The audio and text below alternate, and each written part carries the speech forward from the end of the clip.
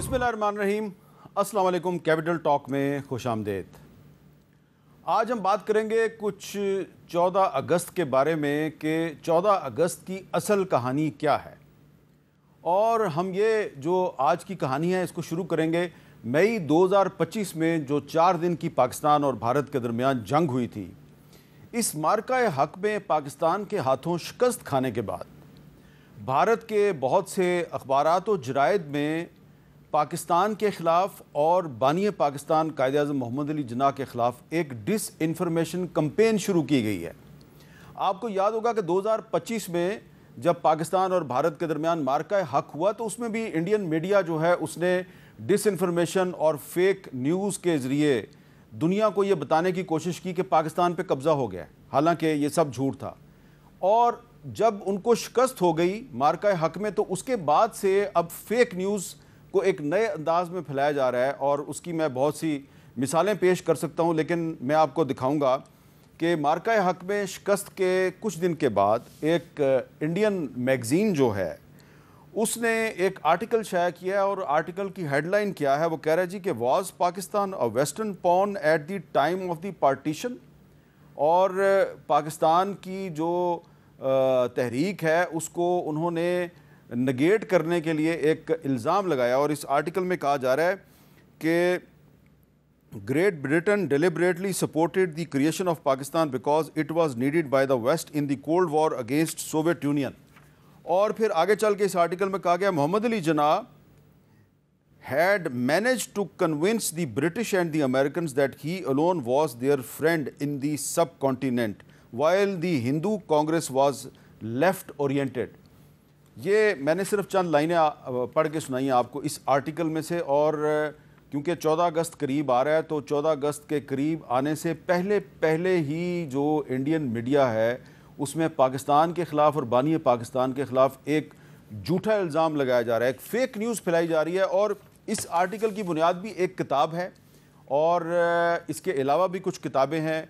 पाकिस्तान और बानी पाकिस्तान कायद-ए-आज़म मोहम्मद अली जिन्ना के बारे में बहुत सी किताबें इंडिया में भी शाया हुई हैं। मसलन ये एक RSS का तर्जुमान अखबार है दी ऑर्गेनाइज़र, ये कह रहा है thinking allowed Jinnah was a creation of the British. तो ये जो इल्ज़ाम है कि जिन्ना जो हैं कायद-ए-आज़म मोहम्मद अली जिन्ना जो हैं वो एक ब्रिटिश एजेंट थे, ये उनकी ज़िंदगी में इल्ज़ाम लगाते थे कांग्रेस के रहनुमा और आज तक ये इल्ज़ाम लगाया जा रहा है। तो आज हम आपको बताएंगे कि कायद-ए-आज़म मोहम्मद अली जिन्ना जो हैं वो ब्रिटिश एजेंट थे या नेहरू और गांधी ब्रिटिश एजेंट थे और कोलैबोरेटर एक्चुअली दोनों में से कौन था। और जो 14 अगस्त है ये पहले 15 अगस्त था पाकिस्तान का यौम आज़ादी, ये 15 से 14 अगस्त क्यों हुआ। तारीख़ी हक़ाइक़ ये बताते हैं कि कायद-ए-आज़म मोहम्मद अली जिन्ना और शायर मशरक़ अल्लामा इकबाल इब्तिदा में ये दोनों जो हैं ये कांग्रेस की आइडियालॉजी से मुतासिर थे और दोनों हिंदू मुस्लिम इत्तेहाद के हामी थे। लेकिन फिर दोनों को अपने अपने तौर पर ये रियलाइजेशन हुई कि कांग्रेस दरअसल जो है वो अंग्रेज़ों के साथ गठजोड़ करके हिंदुस्तान में एक हिंदू राज कायम करना चाहती है। बज़ाहिर जो इंडियन नेशनल कांग्रेस थी वो एक सेकुलर जमात कहती थी अपने आप को, लेकिन कायद-ए-आज़म जो कि ख़ुद एक मगरबी तालीम याफ्ता वकील थे, उन्होंने कांग्रेस के अंदर बैठकर देखा कि कांग्रेस जो है वो एक्चुअली कोलैबोरेटर है ब्रिटिश इंपीरियलिज़म की और ये हिंदुस्तान में एक ऐसा निज़ाम कायम करना चाहते हैं जिसमें कि सिर्फ़ एक हिंदू राज कायम होगा और उसमें मुसलमान और जो दीगर अक़लीतें हैं उनके लिए कोई गुंजाइश नहीं होगी। तो इस सिलसिले में ये जो सोच थी कायद-ए-आज़म की और अल्लामा इकबाल की, इस सोच को क़याम पाकिस्तान से बहुत पहले जो है वो मुसलमानों में पजीराई मिलनी शुरू हो गई। और मैं आपको एक किताब दिखाना चाहता हूँ, ये किताब है जी हिंदू राज के मंसूबे। ये किताब 1931 में शाया हुई थी, मलक फ़ज़ल हुसैन साहब ने ये किताब लिखी थी। और इस किताब में जो मलक फ़ज़ल हुसैन साहब हैं उन्होंने 1931 में कहा था कि कांग्रेस दरअसल जो हिंदू इंतहा पसंद तंजीमें हैं इनके साथ मिलकर अखंड भारत कायम करना चाहती है, यानी कि ऐसा अखंड भारत जिसमें अफ़गानिस्तान भी शामिल होगा, जिसमें श्रीलंका भी शामिल होगा, नेपाल भी शामिल होगा और भी साउथ एशिया के बहुत से ममालिक शामिल होंगे।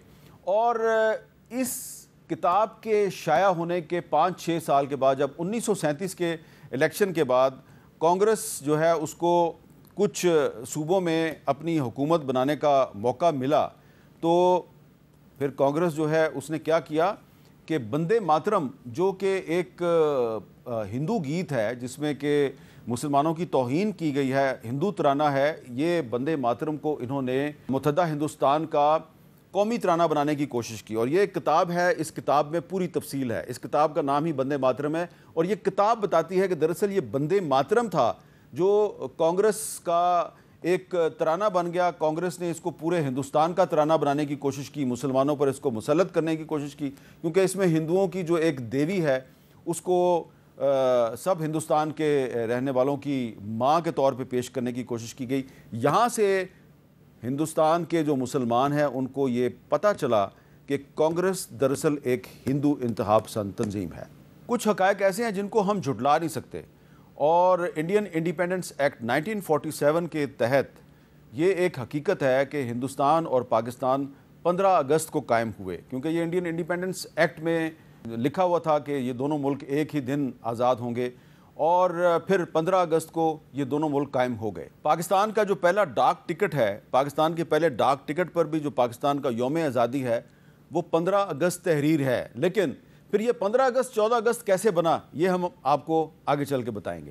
جون 1948 میں جو پاکستان کی وفاقی کابینہ تھی جس کے سربراہ وزیر اعظم لیاقت علی خان تھے، اس نے سب سے پہلے یہ فیصلہ کیا کہ 15 اگست کی جگہ پہ 14 اگست کو پاکستان کا یوم آزادی ہونا چاہیے، اور اس کی بہت سی وجوہات تھیں، اور اس میں سے ایک وجہ یہ بھی تھی کہ 1947 میں جو پاکستان میں جو ٹرانسفر آف پاور ہوا تھا کراچی میں وہ 14 اگست کو ہوا تھا۔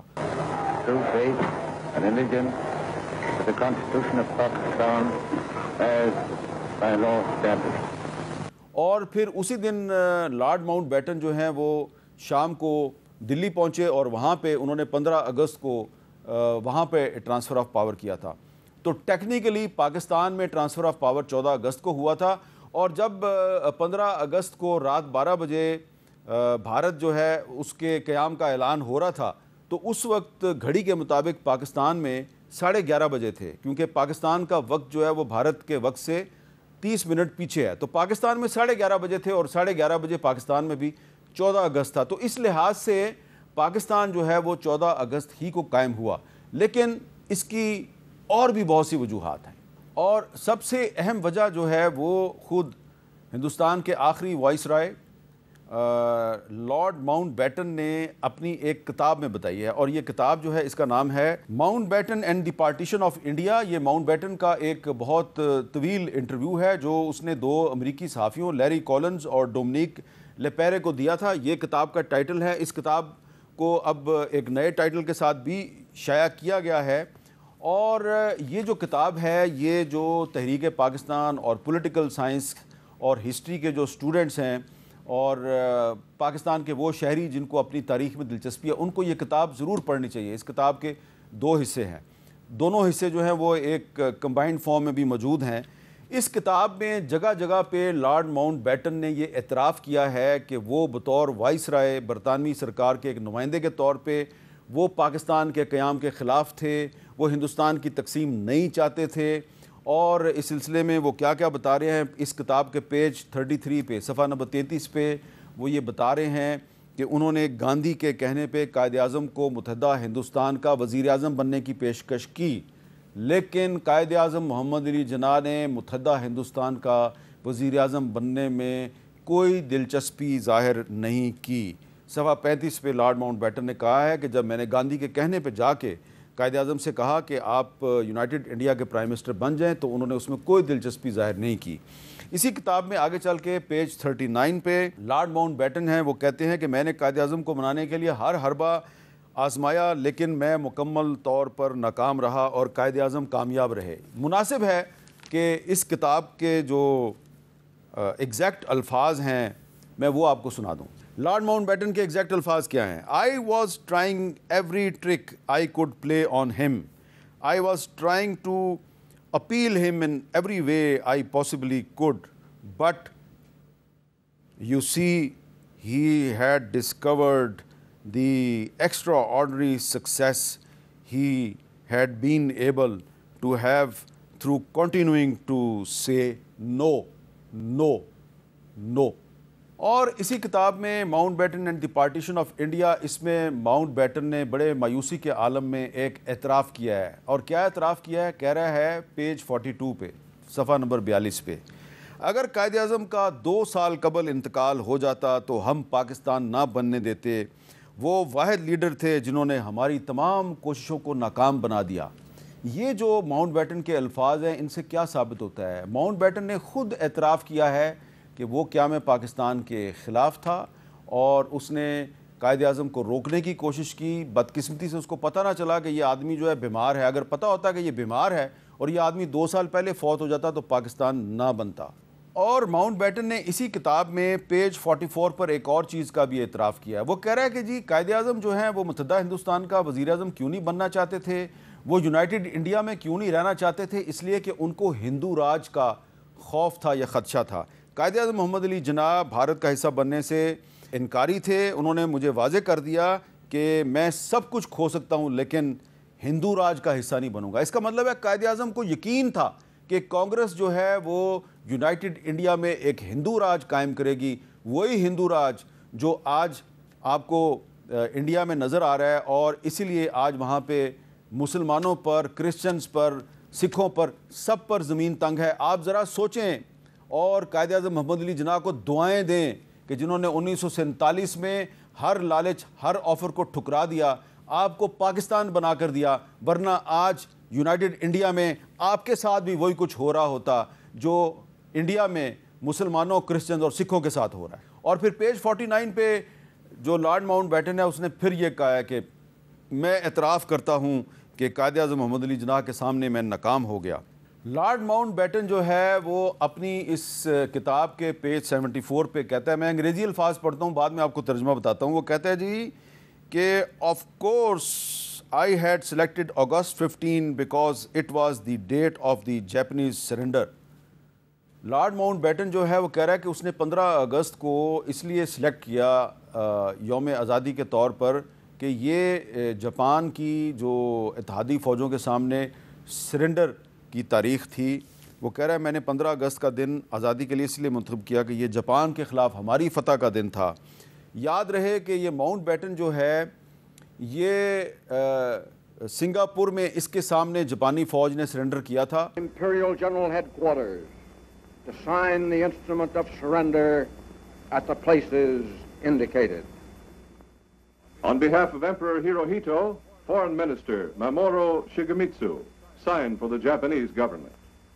اور یہ جو اتحادی افواج ہیں ان کا کمانڈر تھا سنگاپور میں، تو اس لیے یہ سمجھتا تھا کہ جو 15 اگست ہے وہ اس کے لیے بڑی اہم ہے. 15 اگست کو ایک جو سامراجی طاقت ہے اس نے ایک دوسری سامراجی طاقت کو شکست دی اور پہلے ایٹم بم گرایا ہیروشیما پہ، پھر ناگاساکی پہ، اور اس کے بعد پھر جب ایٹم بم 2 گرے تو جاپان جو ہے اس کی کمر ٹوٹ گئی اور پھر جاپان نے سرنڈر کر دیا. تو جو ایک ایٹم بم کے استعمال کے ذریعے جاپان کو شکست دی گئی، اس فتح کا دن 15 اگست تھا. اور ماؤنٹ بیٹن نے وہ فتح کا دن تھا جو کہ برطانیہ اور امریکہ کی فتح کا دن تھا، اس کو مسلط کیا پاکستان اور بھارت کے یوم آزادی کے طور پہ. جو لوگ یہ کہتے ہیں جی کہ قائد اعظم محمد علی جناح جو ہیں وہ انہوں نے انگریزوں کے ساتھ مل کے اور امریکہ کے ساتھ مل کے انہوں نے جی پاکستان بنایا، وہ ایکچولی قائد اعظم کی زندگی میں ہی یہ کہتے تھے جی یہ تو کولیبوریٹر ہیں، برٹش ایجنٹ ہیں، اور بھی بہت سے الزامات لگاتے تھے.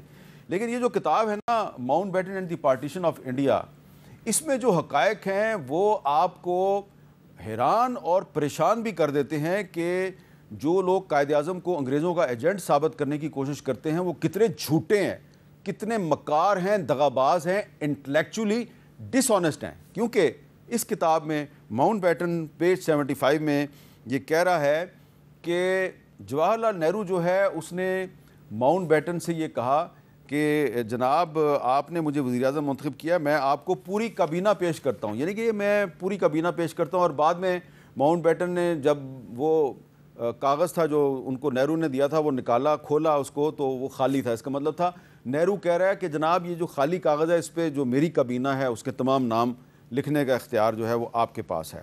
اس کتاب میں ماؤنٹ بیٹن جو ہے اس نے پوری کہانی سنائی ہے کہ کس طریقے سے نہرو اور گاندھی نے ان کو کہا کہ جناب آپ ہمارے پہلے گورنر جنرل بنیں، اور پھر جو گاندھی صاحب ہیں جن کو تحریک آزادی کا بہت بڑا لیڈر جو ہے وہ بنا کے پیش کیا جاتا ہے، وہ کہتے ہیں جی Gandhi had come to see me and he had said I wanted to tell you how thrilled I am that the Congress party should have asked you to stay on as the head of the state. I don't need to tell you that that's a very brave decision on their part. Gandhi صاحب نے جا کے Mount beaten کا ترلا کیا، منت کی، اور اس کو کہا کہ پلیز جناب ماؤنٹ بیٹن صاحب آپ ہمارے پہلے ہیڈ آف دی اسٹیٹ بن جائیں، آپ ہمارے گورنر جنرل بن جائیں۔ تو اب آپ مجھے بتائیں کہ کولیبوریٹر کون تھا، قائد اعظم تھے یا گاندھی اور نہرو تھے؟ دوسری طرف قائد اعظم محمد علی جناح تھے جنہوں نے ماؤنٹ بیٹن سے کہا کہ پاکستان کا گورنر جنرل آپ نہیں ہوں گے۔ ماؤنٹ بیٹن چاہتا تھا کہ اس کو ہندوستان اور پاکستان کا مشترکہ گورنر جنرل بنا دیا جائے۔ قائد اعظم نے کہا کہ نہیں، ہم آپ کو اپنا گورنر جنرل نہیں بنائیں گے، بلکہ قائد اعظم نے اس کو کہا کہ پاکستان کا پہلا گورنر جنرل جو ہے وہ میں خود بن جاؤں گا۔ اور پھر جو 15 اگست کا جو اصل بھانڈا ہے وہ بھارت کے ایک سابق وزیر خارجہ اور وزیر دفاع جسونت سنگھ صاحب نے اپنی کتاب میں پھوڑا ہے، اور یہ ہے ان کی کتاب، اور کتاب کا نام ہے جناح انڈیا پارٹیشن انڈیپینڈنس۔ اس کتاب میں صفحہ 465 پہ 465 پہ جسونت سنگھ صاحب جو ہیں انہوں نے یہ بتایا ہے کہ 15 اگست کو یوم آزادی قرار دینے پر ماؤنٹ بیٹن کے خیالات شرمناک ہیں، یہ جاپان کے سرنڈر کا دن تھا، اس کا ہندوستان سے کیا لینا دینا تھا۔ اور پھر آگے چل کے صفحہ 466 پر جسونت سنگھ صاحب لکھتے ہیں کہ ماؤنٹ بیٹن نے 15 اگست کی رات امریکی عوام کے نام ایک پیغام نشر کیا اور امریکہ کو جاپان کے خلاف اتحادی فوجوں کی فتح کی مبارکباد دی، کیونکہ دوسری جنگ عظیم میں جاپان نے سنگاپور میں اتحادی فوج کے کمانڈر ماؤنٹ بیٹن کے سامنے سرنڈر کیا تھا۔ تو یہ جناب جو خود بھارت کے ایک وزیر خارجہ ہیں انہوں نے ہی ماؤنٹ بیٹن اور گاندھی اور نہرو کی جو کولیبوریشن ہے، جو گٹھ جوڑ ہے، اس کا بھانڈا پھوڑ دیا ہے اور کہا ہے کہ یہ تو 15 اگست تو جناب اتحادی فوج کی جاپان کے خلاف فتح کا دن تھا، اور کتنی شرمناک بات ہے کہ اسے ہندوستان کا یوم آزادی بنا دیا گیا۔ ایک اور انڈین آتھر ہیں اور ہسٹورین ہیں دنکر جوشی، ان کی کتاب ہے دی مین بیہائنڈ دی کرٹن، اور کتاب کا ٹائٹل جو ہے اس پہ قائد اعظم کی تصویر ہے، یہ ہے جی کتاب دی مین بیہائنڈ دا کرٹن۔ اور اس کتاب میں جوشی صاحب نے لکھا ہے کہ جو برٹش پرائم منسٹر تھے ایٹلی، انہوں نے جناح اور نہرو کو لندن بلایا تاکہ دونوں ساتھ مل کے چلیں۔ ایٹلی کی کوشش تھی کہ پاکستان نہ بنے اور انڈیا جو ہے وہ تقسیم نہ ہو، لیکن قائد اعظم محمد علی جناح نے کوئی نہرو کے ساتھ سودے بازی کرنے سے انکار کر دیا۔ اور اس کتاب کے صفحہ 315 پہ دنکر جوشی صاحب ہیں، انہوں نے لکھا ہے قائد اعظم محمد علی جناح جو ہیں وہ پھر لندن سے جب واپس آ رہے تھے تو قاہرہ میں انہوں نے، جو مصر کا ایک شہر ہے، قاہرہ میں انہوں نے ایک کانفرنس سے خطاب کیا، اور اس خطاب میں جب وہ تقریر کر رہے تھے تو وہاں پہ مفتی اعظم فلسطین مفتی امین الحسانی اور اخوان المسلمون کے ایک رہنما تھے حسن البنا، ان سمیت بہت سے عالم اسلام کے لیڈر وہاں موجود تھے۔ کیا کہتے ہیں قائد اعظم وہاں پہ؟ میں اس کا ترجمہ آپ کو سناتا ہوں۔ قائد اعظم نے واپسی پہ قاہرہ میں ایک کانفرنس سے خطاب کیا اور کہا کہ اگر ہم پاکستان حاصل کرنے میں ناکام ہو گئے تو انڈیا کی سرحدیں مصر تک پہنچ سکتی ہیں، اور افغانستان، ایران اور مصر پر بھی ہندو راج قائم ہو سکتا ہے۔ پاکستان بنانے کے لیے ہمیں آپ کی حمایت چاہیے۔ دیکھیں قائد اعظم جو ہیں وہ ان کو کتنا یقین تھا کہ اگر یہ ہندوستان متحد رہا تو یہ اکھنڈ بھارت جو ہے نا، اس کی سرحدیں جو ہیں وہ صرف افغانستان تک نہیں رکھیں گے، اس کو ایک طرف ایران تک پھیلائیں گے اور دوسری طرف مصر تک لے کے جائیں گے۔ اور اسی کتاب کے صفحہ 320 پہ جو دنکر جوشی ہیں وہ لکھتے ہیں کہ ماؤنٹ بیٹن نے قائد اعظم سے کہا کہ میں تمہیں کوئی پاکستان نہیں دینا چاہتا، میں چاہتا ہوں تم متحدہ ہندوستان میں رہو۔ قائد اعظم نہیں مانے تو انہیں پنجاب اور بنگال کی تقسیم سے ڈرایا گیا۔ تو یہ جو اب پنجاب اور بنگال کی تقسیم ہے، اس کے حوالے سے ایک بڑی ہی اہم کتاب ہے، اس کتاب کا نام ہے دا سول اسپوکس پرسن۔ یہ ڈاکٹر عائشہ جلال صاحب ہیں جو امریکہ کی ٹفٹس یونیورسٹی میں ہسٹری کی پروفیسر ہیں, انہوں نے اور بھی بہت سی کتابیں لکھی ہیں, لیکن یہ کتاب جو ہے نا یہ ان کا ایک شاہکار ہے, ان کا ایک ماسٹر پیس ہے. اور اس کتاب میں انہوں نے قائد اعظم محمد علی جناح پہ کچھ تنقید بھی کی ہے, لیکن انہوں نے یہ کہا ہے کہ یہ تھا وہ آدمی قائد اعظم محمد علی جناح جو کہ برصغیر پاک و ہند کے مسلمانوں کا ایک سول سپوکس پرسن تھا, ان کا اکیلا وکیل تھا اور اکیلے ہی لڑائی لڑتا رہا. اس کتاب کے صفحہ 265 پر عائشہ جلال صاحبہ جو ہیں انہوں نے کہا ہے کہ 26 اپریل 1947 کو قائد اعظم محمد علی جناح نے ماؤنٹ بیٹن سے کہا کہ بنگال کو تقسیم نہ کرو, کلکتہ کے بغیر بنگال کا کوئی تصور نہیں. قائد اعظم نے کہا آپ متحدہ بنگال کو ایک آزاد ملک بنا دیں, اسے بے شک پاکستان میں شامل نہ کریں, لیکن پلیز آپ بنگال کو تقسیم نہ کریں. اندازہ لگائیں کہ قائد اعظم جو ہیں وہ چاہتے تھے کہ بنگال تقسیم نہ ہو, جس طرح کہ سہروردی صاحب بھی چاہتے تھے, سرت بوس صاحب بھی چاہتے تھے, لیکن گاندھی اور نہرو نہیں مان رہے تھے. اس کتاب کے صفحہ 280 پہ عائشہ جلال صاحبہ نے لکھا ہے کہ سہروردی اور سرت بوس نے اتفاق کر لیا تھا کہ بنگال کو تقسیم نہیں ہونا چاہیے, لیکن گاندھی اور نہرو نہیں مانے. انہوں نے ماؤنٹ بیٹن کے ساتھ مل کے پنجاب اور بنگال کو تقسیم کرایا, جس کے نتیجے میں لاکھوں افراد قتل ہوئے اور بہت بڑی تاریخ کی بہت بڑی مائیگریشن ہوئی, اور جس کے نتیجے میں اتنی قتل و غارت ہوئی, لاکھوں افراد جو ہیں وہ مارے گئے. تو یہ وہ ایک دردناک کہانی ہے جو کہ آج بھی ہمیں یاد رکھنے کی ضرورت ہے. اور اب میں آپ کو کچھ مزید تاریخی حقائق بتاؤں گا ایک وقفے کے بعد. کیپٹل ٹاک میں خوش آمدید. آج ہم آپ کو بتا رہے ہیں کہ ہندوستان اور پاکستان دونوں 15 اگست کو قائم ہوئے تھے, لیکن بعد میں پاکستان نے اپنا یوم آزادی 14 اگست بنا لیا. اور جیسا کہ ہم نے آپ کو پروگرام کے پہلے حصے میں بتایا کہ قائد اعظم محمد علی جناح اور ان کے ساتھیوں نے 15 کی بجائے 14 اگست کو پاکستان کا یوم آزادی اس لیے بنایا کہ جو 15 اگست تھا وہ دراصل ایک سامراجی طاقتوں کی لیگسی تھی, ان کی جاپان کے خلاف فتح کا دن تھا, اور کیونکہ ہندوستان نے اسے قبول کر لیا, پاکستان نے فیصلہ کیا کہ وہ اسے قبول نہیں کریں گے. اب آج کل ہندوستان میں بڑا پروپیگنڈا چل رہا ہے. انڈین اخبارات لکھ رہے ہیں کہ قائد اعظم محمد علی جناح جو ہیں وہ تو ایک برٹش ایجنٹ تھے اور انہوں نے انگریزوں کے ساتھ مل کے پاکستان بنایا تھا, لیکن کچھ انڈین آتھرز جو ہیں انہوں نے قائد اعظم کے حق میں گواہی دی ہے. یہ ایک کتاب ہے the trial of Bhagat Singh. The trial of Bhagat Singh. A G Noorani صاحب بھارت کے ایک معروف وکیل تھے اور ہسٹورین تھے, انہوں نے بہت سی کتابیں لکھی ہیں. یہ جو ان کی کتاب ہے بھگت سنگھ پر, آپ جانتے ہیں بھگت سنگھ تحریک آزادی کا ایک مجاہد تھا اور لاہور سازش کیس میں ان کو پھانسی کی سزا دی گئی تھی. وہ اپنے 3-4 ساتھیوں کے ساتھ ان کو لاہور کے کیمپ جیل میں پھانسی کے پھندے پہ لٹکا دیا گیا تھا.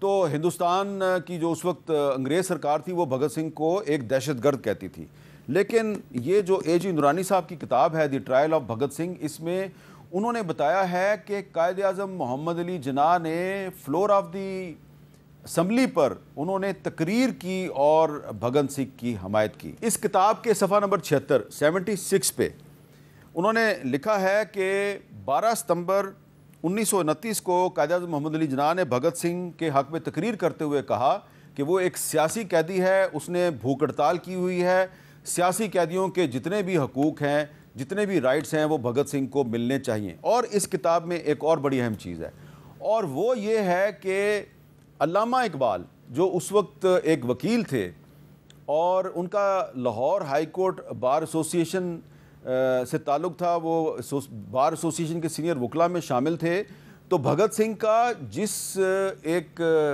قانون کے تحت, جس آرڈیننس کے تحت ٹرائل ہو رہا تھا, تو علامہ اقبال اور کچھ دیگر جو وکلاء ہیں انہوں نے مل کر ایک رپورٹ لکھی کہ یہ بھگت سنگھ کا جس قانون کے تحت ٹرائل ہو رہا ہے یہ قانون غلط ہے, اور بھگت سنگھ کو جو ہے نارمل لاء کے تحت اس کا ٹرائل ہونا چاہیے. تو بہت سے لوگ کہتے ہیں جی کہ صرف قائد اعظم نہیں بلکہ علامہ اقبال جو ہیں وہ بھی انگریزوں کے بہت قریب تھے. ہاں انہوں نے سر کا خطاب لیا تھا, لیکن یہ کتاب ایک انڈین آتھر کی کتاب ہے, بتا رہی ہے کہ انگریزوں کے سب سے بڑے دشمن بھگت سنگھ کی نہ صرف قائد اعظم نے بلکہ علامہ اقبال نے بھی اس کی حمایت کی. اور اس کتاب میں جو حقائق ہیں وہ حقائق ان تمام سو کالڈ ہسٹورینز کو جھوٹا اور متعصب ثابت کرتی ہیں جو یہ دعویٰ کرتے ہیں کہ پاکستان انگریزوں نے بنایا. اور اب میں آپ کو یہ بھی بتانا چاہتا ہوں کہ 14 اگست اور تحریک آزادی کشمیر کا آپس میں کیا تعلق ہے. یہ کتاب ہے جی، یہ کتاب ہے تحریک آزادی کشمیر اردو ادب کے آئینے میں. فتح محمد ملک صاحب جو ہیں وہ معروف ہمارے ایک دانشور ہیں، ہسٹورین ہیں، ایک نقاد ہیں، ان کی یہ کتاب ہے. اس کتاب میں انہوں نے یہ لکھا ہے کہ جب 13 جولائی 1931 کو سری نگر میں فائرنگ ہوئی اور بہت سے کشمیری جو ہیں وہ ڈوگرا فوج کی فائرنگ سے شہید ہو گئے، تو اس کے خلاف بطور احتجاج 14 اگست 1931 کو لاہور کے باغ بیرون موچی گیٹ میں مسلمانوں نے ایک جلسہ کیا.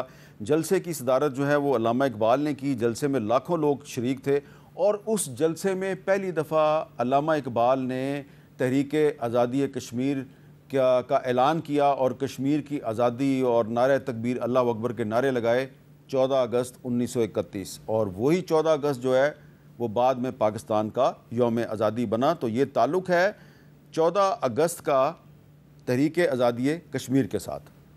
جو لوگ یہ کہتے ہیں کہ جی قائد اعظم انگریزوں کے ایجنٹ تھے، پاکستان برطانیہ نے اور امریکہ نے ایک سازش کے تحت بنایا، وہ جو ہسٹوریکل ایویڈنس ہے اس کو کدھر لے کے جائیں گے؟ اور ہسٹوریکل ایویڈنس جو ہے وہ ٹرانسفر آف پاور کی جو ڈاکومنٹس ہیں اس میں بھی موجود ہے، ہسٹوریکل ڈاکومنٹس جناب پیپرز میں بھی موجود ہے، اور ہسٹوریکل ایویڈنس ہے وہ جگہ جگہ بکھری ہوئی ہے. کچھ لوگ یہ کرتے ہیں کہ وہ جو ہے وہ انہوں نے کسی مغربی یونیورسٹی میں پڑھانا ہوتا ہے، تو وہاں پہ کیونکہ انڈین سٹوڈنٹس کی تعداد زیادہ ہوتی ہے تو ان کو خوش کرنے کے لیے وہ ایسی کتابیں لکھتے ہیں، ایسے لیکچر دیتے ہیں جس سے ثابت کریں کہ پاکستان انگریز نے بنایا تھا. اور وہ جو ٹرانسفر آف پاورز میں جو کچھ جو ہے نا سلیکٹڈ ڈاکومنٹس ہیں وہ آپ کے سامنے لے آئیں گے، اس کی جو بیک گراؤنڈ ہے وہ آپ کو نہیں بتائیں گے، لیکن جو اصل چیز ہے، جو اصل حقائق ہیں وہ آپ کے سامنے نہ وہ لاتے ہیں نہ اس پہ بات کرتے ہیں. مثلاً میں بار بار پوچھتا ہوں کہ جو لوگ یہ کہتے ہیں کہ جی قائد اعظم انگریزوں کے ایجنٹ تھے اور پاکستان انگریزوں نے بنایا تھا، وہ مجھے یہ بتائیں کہ انگریزوں کا جو سب سے بڑا پروجیکٹ تھا وہ تھا اسرائیل.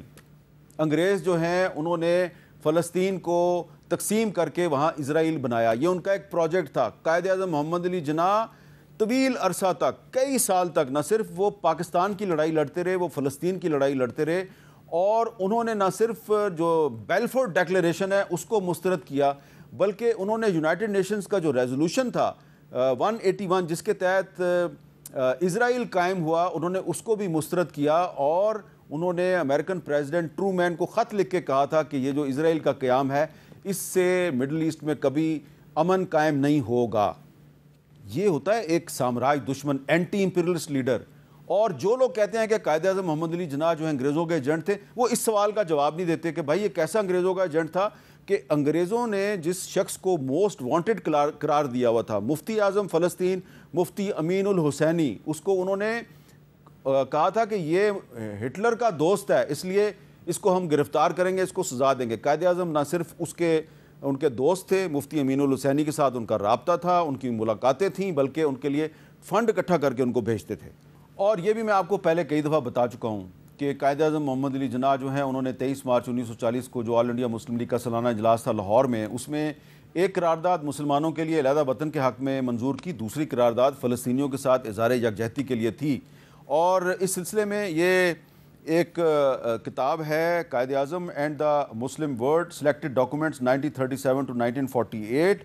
عتیق ظفر شیخ اور محمد ریاض ملک صاحب کی یہ کتاب ہے. اس میں بڑی اہم ڈاکومنٹس ہیں اور اس میں قائد اعظم کے نام مفتی امین الحسینی اور مفتی امین الحسینی کے نام قائد اعظم کے بہت سے خطوط اس میں شامل ہیں. اور اس میں ایک خط ہے جو 3 فروری 1940 کو مفتی امین الحسینی صاحب نے لکھا ہے قائد اعظم کو، اور اس میں کہا کہ ہمیں آپ کی مدد کی ضرورت ہے. اور پھر 23 مارچ 1940 کو قائد اعظم جو ہیں وہ فلسطینیوں کے حق میں ایک قرارداد منظور کرتے ہیں. کہاں پہ؟ لاہور کے منٹو پارک میں. اور وہاں پر جو منظور ہونے والی قرارداد تھی اس کو آج بھی ہم قرارداد پاکستان کہتے ہیں. ایک میں نے اور بریک لینی ہے، بریک کے بعد دوبارہ ملتے ہیں. کیپٹل ٹاک میں دوبارہ خوش آمدید. وقت میرے پاس کم ہے لیکن میرے پاس تفصیلات اور ڈیٹیلز اور ڈاکومنٹس اور ایویڈنس بہت زیادہ ہے، لیکن وقت کی تنگی جو ہے اس کا مجھے سامنا ہے. میں ایک اور کتاب کا ذکر کرنا چاہتا ہوں. یہ بہت ہی اہم تاریخی دستاویزات پر مشتمل کتاب ہے، جناح آن دا ورلڈ افیئرز. یہ مہر النساء علی صاحبہ نے یہ کتاب جو ہے اس کو مرتب کیا ہے. یہ Pakistan study centre Karachi university نے یہ کتاب شائع کی ہے. اس کتاب میں بہت کام کی چیزیں ہیں اور ایسی چیزیں ہیں جو پہلے کبھی سامنے نہیں آئیں. اور اس کتاب میں ایک تو قائد اعظم اور اخوان المسلمین کے رہنما حسن البنا کے درمیان بہت سی جو کورسپونڈنس ہے وہ بھی ہے، اور ایک جگہ پہ ان کی ایک ملاقات ہوئی تھی، اس کا بھی ذکر ہے۔ اور اس میں آپ کو پتہ چلے گا کہ قائد اعظم جو ہیں وہ مراکش یعنی کہ موراکو کی جو تحریک آزادی کے رہنما تھے محمد بن عبد الکریم الخطابی، ان کے ساتھ بھی رابطے میں تھے، اور وہ انڈونیشیا کی تحریک آزادی کے جو رہنما تھے ڈاکٹر سویکارنو، ان کے ساتھ بھی رابطے میں تھے، اور ویتنام میں جو مزاحمت ہو رہی تھی سامراج کے خلاف اس کی بھی وہ حمایت کر رہے تھے، ویتنامی لیڈرشپ کو بھی خط لکھ رہے تھے، جنوبی افریقہ میں جو نسل پرستی کے خلاف تحریک چل رہی تھی انگریزی سامراج کے خلاف، وہ ان کے ساتھ بھی رابطے میں تھے، اور یہ ساری ہسٹوریکل ڈاکومنٹس اس ایک کتاب میں موجود ہے۔ اور یہ ساری جو ایویڈنس ہے یہ ان تمام ہسٹورینز کو پتہ ہے جو کہ قائد اعظم کو برٹش ایجنٹ کہتے ہیں، لیکن کیونکہ وہ انٹلیکچولی ڈس آنیسٹ ہیں، کیونکہ وہ فکری بددیانتی کا شکار ہیں، اس لیے یہ ساری باتیں وہ سامنے نہیں لاتے۔ وہ کیا کہتے ہیں جی، یہ بتاؤ جی کہ وہ قائد اعظم جو ہیں وہ اگر اتنے انقلابی رہنما تھے تو کبھی گرفتار کیوں نہیں ہوئے؟ اور ایک صاحب تو ایسے بھی ہیں وہ چیلنج کرتے ہیں، بتائیں جی آل انڈیا مسلم لیگ کا کون سا رہنما تھا جو 1 منٹ کے لیے بھی گرفتار ہوا تھا؟ وہ بھول جاتے ہیں بھائی، مولانا محمد علی جوہر آل انڈیا مسلم لیگ کے مرکزی صدر بنے تھے، اور جب ان کو صدر بنایا گیا تو اس وقت وہ جیل میں تھے، انہوں نے کئی سال جیل میں گزارے۔ مولانا حسرت موہانی آل انڈیا مسلم لیگ کے صدر بنے تھے اور وہ بھی کئی دفعہ جیل میں گئے تھے۔ میں بہت سے نام آپ کو پیش کر سکتا ہوں، لیکن جو قائد اعظم جیل نہیں گئے تو اس کی ایک وجہ یہ تھی کہ وہ ہمیشہ قانون کے اندر رہے، وہ ایک وکیل تھے، بیرسٹر تھے، قانون کے اندر رہ کے وہ ہمیشہ مزاحمت کرتے تھے، جدوجہد کرتے تھے۔ رولٹ ایکٹ کے خلاف انہوں نے اسمبلی کی رکنیت سے استعفیٰ دے دیا، لیکن سڑکوں پہ نکل کے انہوں نے نعرے بازی نہیں کی۔ کانگریس کی لیڈرشپ کیوں گرفتار ہوئی تھی؟ کیونکہ کانگریس نے ایک ڈرامہ کیا تھا 1942 میں، 1942 میں انہوں نے سول نافرمانی کی تحریک چلائی تھی، اور جب سول نافرمانی کی آپ تحریک چلائیں گے تو آج کے پاکستان میں چلا کے دیکھیں نا، اعلان کریں نا، آپ کو پکڑ لیں گے، گرفتار کر لیں گے۔ تو اس وقت تو انگریزوں کی حکومت تھی، تو انہوں نے سول نافرمانی کا اعلان کیا تو انگریزوں نے ان کو گرفتار کیا اور پھر اس کے بعد چھوڑ دیا۔ تو قائد اعظم نے اس قسم کی ڈرامے بازی نہیں کی۔ بہرحال جو میں نے ڈاکومنٹس آپ کے سامنے پیش کیے ہیں اس سے پتہ چلتا ہے کہ قائد اعظم جو ہیں وہ ایک اینٹی امپیریلسٹ، سامراج دشمن، ایک حریت پسند رہنما تھے، بھگت سنگھ سے لے کے اور حسن البنا تک، اور ڈاکٹر سویکارنو سے لے کے اور کشمیر کے جو حریت پسند ہیں سب کی وہ حمایت کرتے تھے۔ اور آج کا جو پاکستان ہے، آج کے پاکستان میں ہمیں اسی جوش اور جذبے کی ضرورت ہے جس کے تحت قائد اعظم نے پاکستان بنایا۔ اور میں ایک اور کتاب بھی آپ کو دکھانا چاہتا ہوں، یہ کتاب ہے جی جنرل محمد اکبر خان صاحب، یہ قائد اعظم کے بڑے قریب تھے، اور ان کی کتاب کا نام ہے میری آخری منزل۔ اس کتاب میں جنرل اکبر خان صاحب نے بتایا کہ ماؤنٹ بیٹن نے قائد اعظم کو رام کرنے کے لیے، ان کو اپنے شکنجے میں پھنسانے کے لیے ان کو بھی استعمال کرنے کی کوشش کی، کیونکہ یہ سبارڈینیٹ تھے ماؤنٹ بیٹن کے، لیکن قائد اعظم جو ہیں وہ ماؤنٹ بیٹن کے کسی حربے میں نہیں آئے، اس کی کسی سازش کا شکار نہیں ہوئے۔ اور انہوں نے یہ بھی بتایا ہے کہ بہت سی جو ہندوستان کی ریاستیں تھیں وہ پاکستان میں شامل ہونا چاہتی تھیں، جے پور، جیسلمر، جوناگڑھ، یہ ان ریاستوں کے نمائندے کراچی پہنچ گئے تھے، اور یہ قائد اعظم کے ساتھ ملاقات کر کے اور پاکستان میں شمولیت کا اعلان کرنا چاہتے تھے، لیکن سکندر مرزا نے سازش کی اور ماؤنٹ بیٹن کو پتہ چل گیا۔ یہ ساری چیزیں ہیں اس کتاب میں، اور اس کتاب میں یہ بھی بتایا گیا ہے کہ جو برٹش انٹیلیجنس تھی اس نے یہ فیصلہ کر رکھا تھا کہ یہ قائد اعظم محمد علی جناح نے پاکستان تو بنا لیا ہے، لیکن اس پاکستان کو ہم نے قائم نہیں رہنے دینا۔ اور یہ بات جو ہے یہ جنرل اکبر خان صاحب نے اپنی کتاب میں لکھی ہے۔ یہ وہ والے اکبر خان صاحب نہیں ہیں جو ریڈرز آف کشمیر کے مصنف ہیں اور جنہوں نے 1948 میں جو کشمیر کی جو لڑائی ہے اس میں حصہ لیا۔ تو آج کا جو پاکستان ہے، اگر ہم اسے قائد اعظم کا پاکستان بنانا چاہتے ہیں تو ہمیں اس پاکستان سے ان کولونیل لاز کو، نو آبادیاتی قوانین کو ختم کرنا چاہیے جن کے خلاف قائد اعظم نے تمام زندگی جدوجہد کی۔ مثلاً پاکستان پینل کوڈ 1860 انگریزوں کا قانون ہے، اسی طرح CRPC 1898 انگریزوں کا قانون ہے، CCP 1908 انگریزوں کا قانون ہے۔ یہ سارے جو کولونیل لاز ہیں ان کو ختم کرنے کی ضرورت ہے، اور دفعہ 144 یہ بھی انگریزوں کا قانون ہے، اس کو بھی ختم کرنا چاہیے۔ کیسے ختم کریں گے؟ ختم کریں گے یہ پارلیمنٹ نے کرنا ہے، یہ ارکان پارلیمنٹ کی ذمہ داری ہے۔ تو جو ارکان پارلیمنٹ ہیں میں ان کو یہ درخواست کرتا ہوں کہ یہ ایک کتاب ہے قائد اعظم ایز اے پارلیمنٹیرین، اس کتاب میں قائد اعظم کی پارلیمنٹ میں کی گئی تمام تقاریر موجود ہیں، یہ کتاب پڑھیں اور قائد اعظم کے جو نظریات ہیں ان کو سمجھیں اور اس کے مطابق اسمبلی میں اپنا کردار ادا کریں، سینٹ پہ اپنا کردار ادا کریں اور اس پاکستان کو قائد اعظم کا پاکستان بنائیں جہاں پہ آئین اور قانون کی بالادستی ہو۔ اگر پاکستان میں آئین اور قانون کی بالادستی نہیں ہوگی اور تمام ادارے جو ہیں انہوں نے آئین اور قانون میں متعین کردہ حدود کے اندر رہ کے کردار ادا نہ کیا تو پھر یہ آپ قائد اعظم کے نظریات کی خلاف ورزی کریں گے اور جو 14 اگست کی اصل روح ہے اس کی بھی خلاف ورزی ہے۔ مجھے دیجیے اجازت، اللہ حافظ۔